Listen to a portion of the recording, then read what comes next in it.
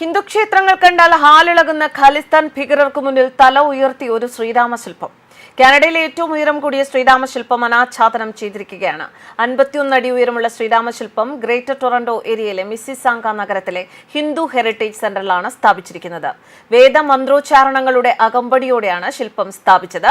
കാനഡയിൽ ഉടനീളമുള്ള ആയിരക്കണക്കിന് ഭക്തർ, വനിതാ ലിംഗസമത്വ മന്ത്രി Rechie Aileen Valdez, treasury board president Shafqat Ali, അന്താരാഷ്ട്ര വ്യാപാര മന്ത്രി മനീന്ദർ സിദ്ധു, ഹൌസ് ഓഫ് കോമൺസിലെ പ്രതിപക്ഷ നേതാവ്, മറ്റു നിരവധി ഉദ്യോഗസ്ഥരും ചടങ്ങിൽ പങ്കെടുത്തു.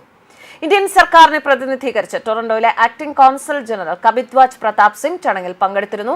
4 വർഷം കൊണ്ടാണ് ശില്പ നിർമ്മാണം പൂർത്തീകരിച്ചത്. ഇൻഡോ കനേഡിയൻ വ്യവസായി ലാജ് പരാസറിന്റെ സംഭാവനകളുടെയും ഹിന്ദു സമൂഹത്തിന്റെ പരിശ്രമത്തിന്റെ ഫലമായാണ് ഇത് സാധ്യമായത്. മണിക്കൂറിൽ 200 കിലോമീറ്റർ വരെ വേഗതയിൽ വീശുന്ന ശക്തമായ കാറ്റിനെയും ഈ പ്രതിമയ്ക്ക് നേരിടാൻ സാധിക്കും. അയോധ്യയിലെ രാമക്ഷേത്രത്തിൽ നിന്ന് പ്രചോദനം ഉൾക്കൊണ്ടാണ് ഈ പ്രതിമ നിർമ്മിച്ചിരിക്കുന്നത് എന്ന് മുഖ്യപുരോഹിതൻ ആചാര്യ സുരീന്ദർ ശർമ്മ ശാസ്ത്രി പറഞ്ഞു. ഹിന്ദുവിരുദ്ധതയ്ക്ക് മുൻപും കാനഡയിൽ ഹിന്ദുക്കൾ ചുട്ട മറുപടി ഇതുപോലെ നൽകിയിട്ടുണ്ട്. പലപ്പോഴും കാനഡയിലാണ് ഇത്തരത്തിൽ ഹിന്ദുവിരുദ്ധത കാരണം ക്ഷേത്രങ്ങൾ തകർക്കപ്പെടുന്നത്. കാനഡ വിട്ടുപോയില്ലെങ്കിൽ തീർത്തുകളയും എന്ന ഭീഷണിക്ക് ഇന്ത്യൻ സമൂഹം മറുപടി കൊടുത്തത് കൂറ്റൻ ഗണേശ പ്രതിമ ഒരുക്കിയാണ്.